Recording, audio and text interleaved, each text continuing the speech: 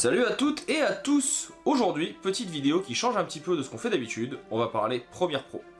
Et oui, on a fait pas mal de vidéos sur After Effects ces derniers mois, on va aujourd'hui venir parler de Premiere Pro, logiciel de montage vidéo. Pour cela, je vous propose un exercice pratique tiré de ma formation sur découvrir Premiere Pro de A à Z, disponible sur tuto.com. On va venir créer un effet de zoom et de dézoom dans une photo, ou plutôt dans une vidéo, avec du texte. Ça vous permettra de pouvoir créer des génériques plutôt stylés. Si jamais vous avez des questions, je resterai disponible dans les commentaires. Le lien de la vidéo complète est disponible dans la description. Et bien sûr, si vous avez aimé la vidéo, vous pouvez liker, partager, vous abonner. Ça permet à la chaîne de se développer. Voilà pour cette petite introduction. Je vous donne rendez-vous dans la suite de la vidéo. Tout de suite, bon visionnage à tous. Pour le prochain exercice, nous allons voir comment venir donner l'impression que notre texte va venir passer à travers la caméra au fur et à mesure que celle-ci avance. Vous avez plusieurs plans ici de caméra que vous pouvez utiliser. Là, on peut l'avoir en inversé. On verra aussi comment le faire. Ou alors ici, tout simplement, avoir donc cette avancée. C'est très léger, c'est pas forcément le meilleur plan possible, mais on va faire avec. Donc pour commencer, on va venir écrire notre texte. Vous avez votre outil de texte. Ici, on va le mettre sur 2 lignes. On va mettre par exemple le tuto Premiere. On sélectionne le tout. Moi, je vais centrer. Et puis, on va venir se prendre une police qui soit un peu plus fun. On va prendre une police un peu graphique qui peut être sympa.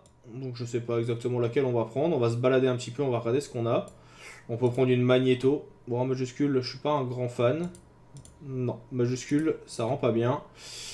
Non plus. Donc là, c'est toujours la partie la plus longue de choisir la police d'écriture qui va nous intéresser. Mais une fois qu'on a trouvé, on est plutôt pas mal. Voilà, on va prendre celle-ci. Et donc ce que l'on aimerait, alors on va déplacer notre texte, c'est que notre texte soit ici et qu'au fur et à mesure, il vienne s'agrandir. On a ici donc les options de texte que vous connaissez maintenant, qui vont permettre de pouvoir venir modifier pas mal de choses. On va ensuite aller chercher un petit effet. Donc pour ça, vous avez votre panneau effet. Celui que je veux, moi, c'est transformation. Donc on cherche ici, vous avez la possibilité de venir écrire, vous écrivez transformation.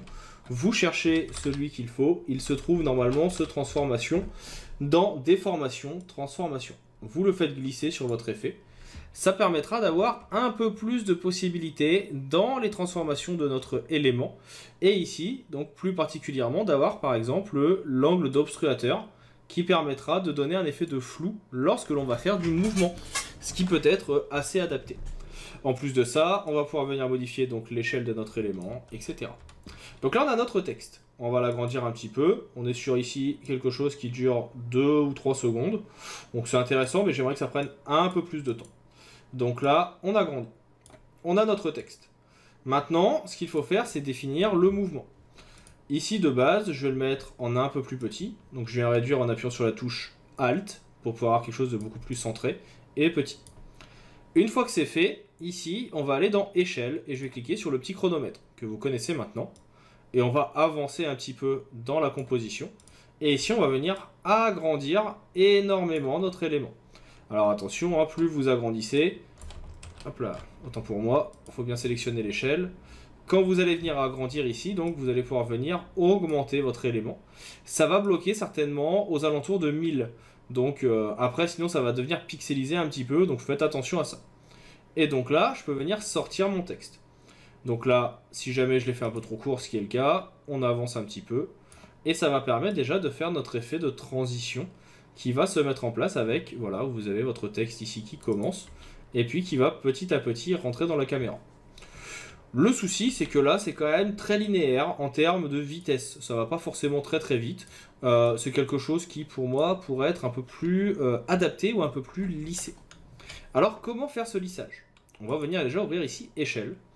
Et là, vous pouvez voir que vous avez différents traits qui définissent votre vitesse. Et bien, pour la modifier, on va venir donc sélectionner nos points. On va faire un clic droit dessus et on va se mettre en bézier. Ça permet automatiquement de venir faire ce que l'on appelle du lissage de vitesse. Ce lissage de vitesse, on va ainsi pouvoir venir définir tout simplement, vous voyez, la vitesse de nos éléments. Là, ça veut dire que, par exemple, on va avoir quelque chose qui va commencer par être assez lent et qui va accélérer au fur et à mesure.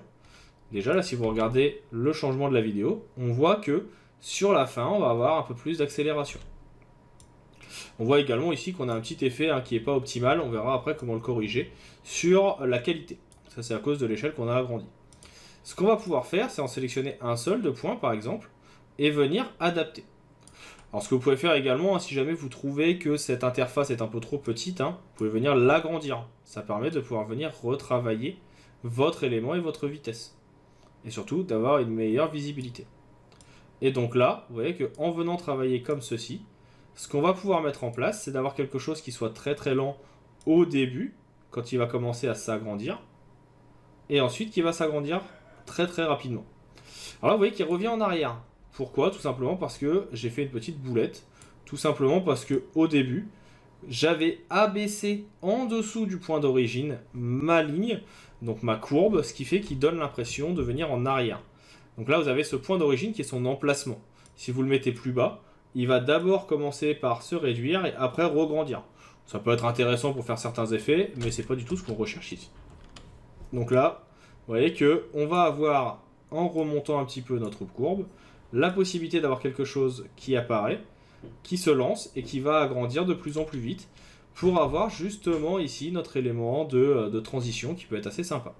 Donc à vous de l'adapter, de le travailler comme vous voulez, si vous voulez que ça soit plus rapide, plus lent. Ensuite, l'autre chose qu'on va venir corriger, donc là, hop, j'ai toujours un peu de mal à attraper en général ce point. Voilà. Donc là, une fois que ça vous convient, donc là moi pour ma part, ça me plaît bien, ça commence lentement, et puis petit à petit, ça va accélérer jusqu'à sortir de l'écran. Ce qu'on va venir ajouter, c'est la partie donc angle d'obturateur. Pardon. Ça va permettre tout simplement, quand notre élément va venir prendre de la vitesse, de venir le rendre plus flou. Vous voyez ici, en augmentant, on a cet effet de flou qui se met en place. Et bien ce que je vais faire, c'est que je vais venir me mettre au début avec quelque chose qui sera à 0. Au fur et à mesure qu'on va avancer, on va augmenter la vitesse de l'obturateur. Et donc, en plus, là, vous allez avoir cet effet de flou qui se met en place sur votre élément. Et donc, si vous lancez, vous regardez, là, ça va commencer à partir. Et on a notre effet de transition qui se met en place. Comme tout à l'heure, vous pouvez très bien, si vous le souhaitez, venir mettre un effet de Bézier pour accentuer ou non votre effet, pour avoir quelque chose d'adapté. Et donc là, on lance, et on a notre élément qui se met en place avec la transition au fur et à mesure. Si vous décidez de venir faire la même chose mais dans l'autre sens, donc là je vais faire un CTRL-C, CTRL-V pour copier. Donc on a le même ici, on va le remettre au début. Là par exemple on a vraiment, si on revient au début ici, un retour en arrière. Et donc ce que j'aimerais, c'est que en fait, mon texte il parte de ma caméra et qu'il avance au fur et à mesure. C'est relativement simple. Vous sélectionnez vos images clés, vous faites une sélection de vos clés et vous les inversez. Là vous voyez que je vais juste venir mettre l'une et l'autre dans l'autre sens. Et donc là, on partira de la caméra et on viendra se mettre en place. Et on a encore une fois ici une inversion à faire, qui est tout simplement l'inversion de nos images clés pour notre obturateur. Et donc là, pareil, si maintenant je lance la vidéo, j'ai bien petit à petit mon élément qui va apparaître pour se mettre en place pour mon titre. Donc ça, c'est une technique qui est assez utile, qui est assez sympa et qui n'est pas très compliquée à mettre en place, comme vous pouvez le voir. On va maintenant pouvoir passer au prochain exercice avec ici une animation de texte assez classique, mais comme si on venait faire une discussion. On attaque ça dans la prochaine vidéo.